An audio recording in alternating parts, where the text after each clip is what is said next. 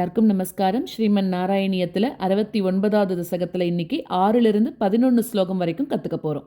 6வது ஸ்லோகத்தில் ஒருத்தி அவளுக்கெல்லாம் ரொம்ப கொடி மாதிரி ஒரு உடம்பு இருக்கான். ரொம்ப மெல்லிய உடம்போடு இருக்கக்கூடிய ஒருத்தி உடல் வியர்த்து போச்சான் அவளுக்கு. அப்போது அவளுக்கு ரொம்ப சோர்வாயிடுத்தான். அப்படியே அவள் என்ன பண்ணிட்டா, கண்ணை மூடிண்டு உன்னோட அழகான தோளில் சாஞ்சின்ட்டாளாம். எவ்வளோ அழகான வர்ணனை இதெல்லாம். பெருமாளோட ராசக்கிரீடை ஆடின்னு இருக்கா.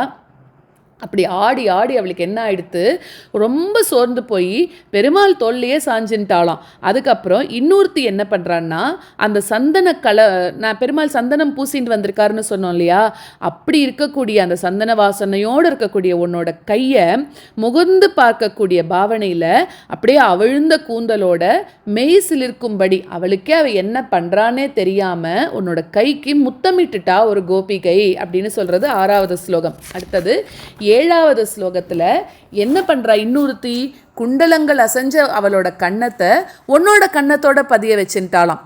நீ சாப்பிட்டியே ஒரு தாம்பூல ரசம், அதை தனக்கு அமுதமாக உன்கிட்ட இருந்து எடுத்துட்டா. லக்ஷ்மி தேவி மட்டுமே விளையாடக்கூடிய உன்னோட திருமேனியை இந்த கோபியர்கள் எல்லாம் இவாளெல்லாம் அனுபவிச்சிருக்கா. அதனால அவளுக்கு என்ன ஆயிடுத்துன்னா, ரொம்ப சந்தோஷமா உன்கிட்ட அவள் இன்னும் என்ன இன்பங்களை தான் அனுபவிக்கல, இவ்வளோ இன்பத்தை நீ அவளுக்கு கொடுத்துருக்கியே அப்படிங்கிறார். அடுத்தது 8வது ஸ்லோகத்தில் இப்படி இந்த பாட்டெல்லாம் முடிஞ்சு இந்த ராசக்கிரீடையெல்லாம் முடிய போகிற நேரத்தில் படிப்படியாக அங்கே இருக்கக்கூடிய இசை கருவிகளும் ஒன்றொன்னா குறைய ஆரம்பிச்சுதான். ஆனால் இந்த பெண்களுக்கு மட்டும் இன்னும் அந்த ராசக்கிரீடையிலிருந்து வெளியில் வரவே முடியலையாம். அவள் என்ன பண்ணிட்டா, அதுலேயே மூழ்கி போனவர்களாக அவள் பாட்டுக்கு டான்ஸ் ஆடிண்டே இருந்தாளாம். அவளோட கூந்தல் ரவிக்கை இதெல்லாம் சரிஞ்சு நழுவினதையும் அவளுக்கு எதுவுமே தெரியவில்லை. ஏன்னா பெருமாள் மேலே அவ்வளோ ஒரு பக்தி காதலோட, இந்த இடத்துல காதல்னா அது தப்பான அர்த்தத்தில் எடுத்துக்கக்கூடாது, பக்தி மிஞ்சி போச்சு அவளுக்கு. அதனால் அவள் அப்படியே இருந்தாளாம். அப்போது ஆகாயத்தில் அந்த நட்சத்திரங்கள் கூட்டங்கள் எல்லாம் கூடும்போது அதை பார்த்து பிரமிச்சு கூட அசையாமல் அப்படியே நின்று போயிடுதான் அந்த நட்சத்திர கூட்டங்கள் கூட. இதுக்கு மேலே இந்த ராசக்கிரீடையை எப்படி வர்ணிக்கிறதுன்னு தெரியலையே அப்படின்னு பட்டத்திரியே சொல்கிறார் இந்த இடத்துல. அடுத்தது 9வது ஸ்லோகத்தில் நீ எல்லா உலகங்களையும் கூட ரொம்ப மகிழ்ச்சி, இங்கே ராசக்கிரீடை பண்ணால் ஸ்வர்கலோகத்தில் இருக்கிறவாளுக்கும் நீ சந்தோஷம் கொடுத்தியே, அப்படி பண்ணி அந்த ராசக்கிரீடையை முடிச்ச. அதுக்கப்புறம் கூட அந்த மன்மத தாபம் அடங்காத அந்த கோபியர்கள் அவளோட சௌபாகியத்தினால தூண்டப்பட்ட நீ என்ன பண்ணன்னா, அதாவது புது வியர்வை துளிகள் தோன்ற திருப்பியும் நீ அவளோட லீலைகள் புரிய ஆரம்பிச்ச அப்படிங்கிறார். அவள் எத்தனை பேர் இருந்தாலோ அத்தனை ரூபங்களையும் தரிச்சுண்டு தனித்தனியாக நீ அவளோட சந்தோஷமாக இருந்த அப்படின்றது. 10வது ஸ்லோகம் பலவிதமான லீலைகளால் நீ இது பண்ணப்பட்டு அதனால சோர்வடைஞ்சவர்களாக இருக்கக்கூடிய அந்த கோபியர்களோட நீ யமுனை ஆற்றுல விருப்பம் போல ஜலக்கிரீடை பண்ணின. அதுக்கப்புறமா இதமாக வீசின காத்தோடையும் நறுமணம் கமழக்கூடிய அந்த வனத்தில் திருப்பியும் அந்த பெண்கள் மயங்கும்படியான லீலைகள் புரிந்த. ஸோ இவ்வளோ அழகாக அந்த கோபிகா வஸ்திராபரணத்தில் சொன்ன அந்த சத்தியத்தை ராசக்கிரீடையில் முடிச்சு வச்ச அந்த பெருமாளோட கருணையை நம்ம என்னன்னு சொல்கிறது. நம்ம இந்த தசகத்தை படிக்கக்கூடியவா நம்மளுக்கும் அது அவ்வளோ சந்தோஷத்தை கொடுக்கக்கூடியது. அடுத்தது 11வது ஸ்லோகத்தில் யோகிகளால் அடையக்கூடியதுமா இருக்கக்கூடியதையும் அந்த ஒரு பேரின்ப ஆனந்தம் இருக்கே அதை நீ அந்த கோபிகைகளுக்கு கொடுத்த அப்படின்னு சொல்கிறார். அதனால பிரம்மா சங்கரன் இந்த மாதிரி இருக்கிறவாளும் கோபியர்களை இப்போ ரொம்ப போற்றுறாளாம். ஏன்னா உங்களுக்கு தான் இந்த மாதிரியான ஒரு அனுபவத்தை பெருமாள் கொடுத்துருக்கார் அப்படின்னு.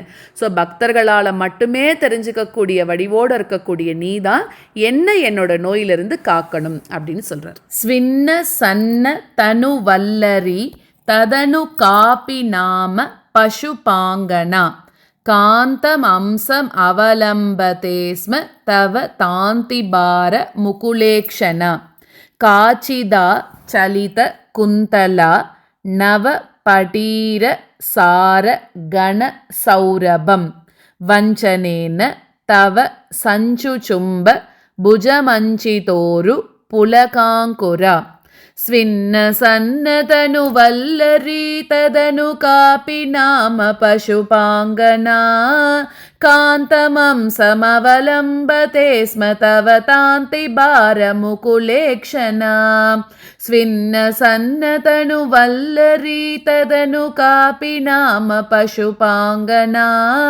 कान्तमं समवलम्बते स्म तव तान्तिभारमुकुलेक्षणा काचिदाचलितकुन्तला नवपटीरसारगणसौरभं वञ्चनेन तव सञ्चुचुम्बभुजमञ्चितोरुपुलकाङ्कुरा काचिदाचलितकुन्तला नवपटीरसारगणसौरभं वञ्चनेन तव सञ्चुचुम्बभुजमञ्चितोरुपुलकाङ्कुरा स्विन्नसन्नतनुवल्लरी तदनु कापि नाम पशुपाङ्गना कान्तमं समवलम्बते स्म तव तान्तिभारमुकुलेक्षणा काचिदाचलितकुन्तला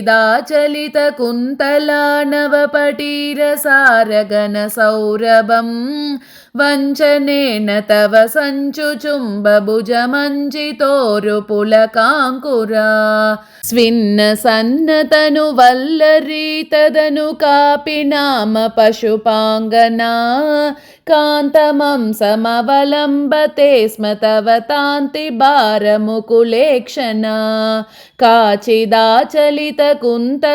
नवपटीरसारगणसौरभं वञ्चनेन तव सञ्चुचुम्बभुजमञ्चितोरुपुलकाङ्कुरा कापि गण्डभुवि सन्निधाय निजगण्डमाकुलितकुण्डलं पुण्यपूर निधिरन्ववाप तव पूगचर्वितर सामृतम् इन्दिरा विहृतिमन्दिरं भुवनसुन्दरं हि नटनान्तरे त्वाम् अवाप्य तदुरङ्गना किमुन सम्मदोन्मददशान्तरम् कापि गण्डभुवि सन्निधाय निजगण्डमाकुलितकुण्डलं पुण्यपूरनिधिरन्ववाप तव पूगचर्वितरसामृतं कापि गण्डभुवि सन्निधाय निजगण्डमाकुलितकुण्डलं पुण्यपूरनिधिरन्ववाप तव पूगचर्वितरसामृतम् इन्दिरा विहृतिमन्दिरं भुवनसुन्दरं हि नटनान्तरे त्वामवाप्य ददुरङ्गना किमुन सम्मदोन्मददशान्तरम् इन्दिरा विहृतिमन्दिरं भुवनसुन्दरं हि नटनान्तरे त्वामवाप्य ददुरङ्गना किमुन सम्मदोन्मददशान्तरम् कापि गण्डभुवि सन्निधाय निजगण्डमाकुलितकुण्डलं पुण्यपूरनिधिरन्ववाप तव पूगचर्वितरसामृतम् इन्दिरा विहृतिमन्दिरं भुवनसुन्दरं हि नटनान्तरे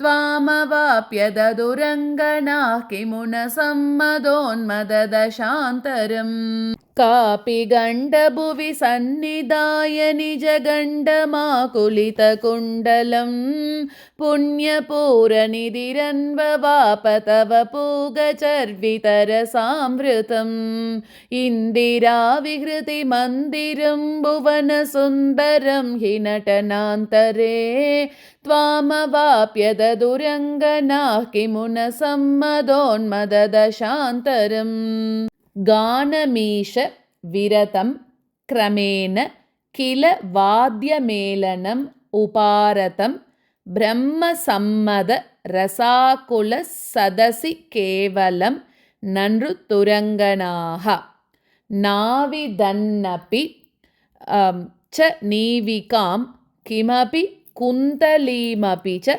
कञ्चुलीं ज्योतिषामपि कदम्बकं दिवि विलम्बितं किमपरं ब्रुवे गानमीशविरतं क्रमेण किल वाद्यमेलनमुपारतं ब्रह्मसम्मदरसाकुला सदसि केवलं न नृतुरङ्गनाः गानमीशविरतं क्रमेण किल वाद्यमेलनमुपारतं ब्रह्मसम्मदरसाकुला सदसि केवलं न नृतुरङ्गनाः नाविदन्नपि च नीविकां किमपि कुन्तलीमपि च कञ्चुलीं ज्योतिषामपि कदम्बकं दिवि विलम्बितं किमपरं ब्रुवे नाविदन्नपि च नीविकां किमपि कुन्तलीमपि च कञ्चुलीं ज्योतिषामपि कदम्बकं दिवि विलम्बितं किमपरं ब्रुवे गानमीशविरतं क्रमेण किल वाद्यमेलनमुपारतं ब्रह्मसम्मदरसाकुला सदसि केवलं न नृतुरङ्गनाः नाविदन्नपि च नीविकां किमपि कुन्तलीमपि च कञ्चुलीं ज्योतिषामपि कदम्बकं दिवि विलम्बितं किमपरं ब्रुवे गानमीशविरतं क्रमेण किल वाद्यमेलनमुपारतं ब्रह्मसम्मदरसाकुला सदसि केवलं न नृतुरङ्गनाः नाविदन्नपि च नीविकां किमपि कुन्तलीमपि च कञ्चुलीं ज्योतिषामपि कदम्बकं दिवि विलम्बितं किमपरं ब्रुवे मोदसीम्नि भुवनं विलाप्य विहृतिं समाप्य च ततो विभो केलि संरुदित निर्मलांग नवगर्मलेश सुभगात्मनां मन्मथा सहन चेतसां पशुपयोषितां सुकृत चोदितः मोदसीम्नि भुवनं विलाप्य विहृतिं समाप्य च ततो विभो केलि संरुदित निर्मलाङ्गनवगर्मलेश सुभगात्मनां मोदसीम्नि भुवनं विलाप्य विहृतिं समाप्य च ततो विभो केलि संरुदित निर्मलाङ्गनवगर्मलेश सुभगात्मनां मन्मथा सहन चेतसां पशुपयोषितां सुकृतचोदितः तावदाकलितमूर्तिराददितमारवीरपरमोत्सवान् मन्मथा सहन चेतसां पशुपयोषितां सुकृतचोदितः तावदाकलितमूर्तिराददितमारवीरपरमोत्सवान् मोदसीम्नि भुवनं विलाप्य विहृतिं समाप्य च ततो विभो केलि संरुदित निर्मलाङ्गनवगर्मलेश सुभगात्मनां मन्मथा सहन चेतसां पशुपयोषितां सुकृतचोदितः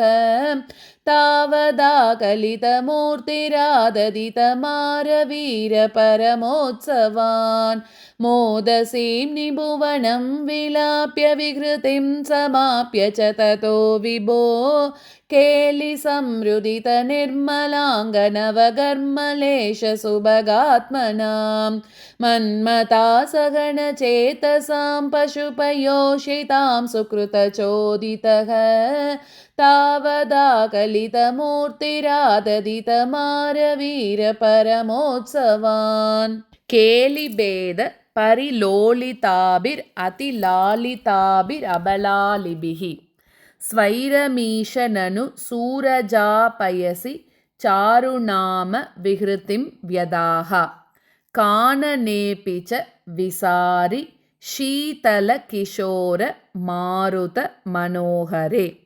सूनसौरभमये विलेसित विलासिनीशत विमोहनम् केलिभेदपरिलोलिताभिरतिलालिताभिरबलालिभिः स्वैरमीशननुसूरजापयसि चारुनामविकृतिं व्यदाः केलिभेदपरिलोलिताभिरतिलालिताभिरबलालिभिः स्वैरमीशननुसूरजापयसि चारुनामविकृतिं व्यदाः काननेऽपि च विसारि शीतलकिशोरमारुतमनोहरे सूनसौरभमये विलेसितविलासिनीशतविमोहनम् काननेऽपि च विसारि शीतलकिशोरमारुतमनोहरे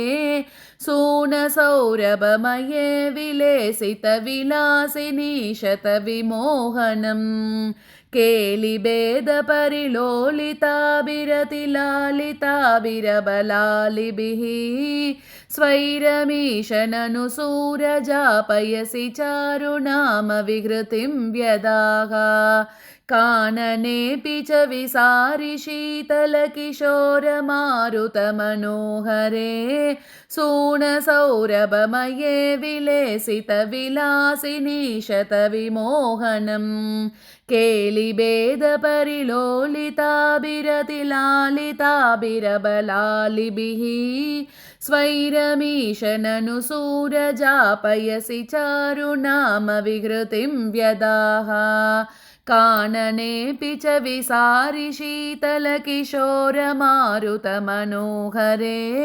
सूनसौरभमये विलेसितविलासिनीशतविमोहनम् कामनीरितिः यामिनीषु खलु कामनीयकनिते भवान् पूर्णसम्मदरसार्णवं कमपि योगि गम्यमनुभावयन् ब्रह्मशङ्करमुखानपीह पशुपाङ्गनासु बहुमानयन् भक्तलोकगमनीयरूप कमनीयकृष्ण परिपाहि माम् कामिनीरितिः यामिनीषु खलु कामनीयकनिदे भवान् पूर्णसम्मदरसार्णवं कमपि योगि गम्यमनुभावयन् कामिनीरितिः यामिनीषु खलु कामनीयकनिदे भवान् पूर्णसम्मदरसार्णवं कमपि योगि गम्यमनुभावयन्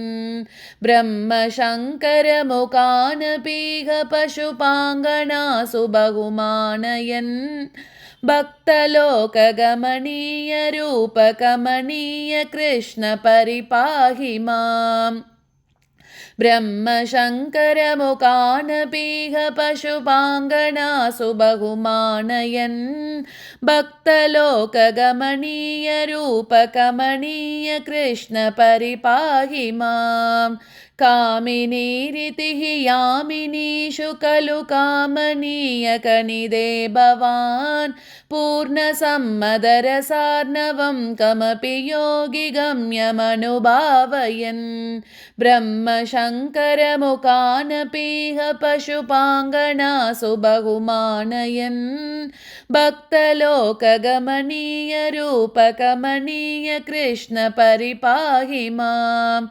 भक्तलोकगमनीयरूपकमनीयकृष्ण परिपाहि माम् भक्तलोकगमनीयरूपकमनीयकृष्ण परिपाहि माम्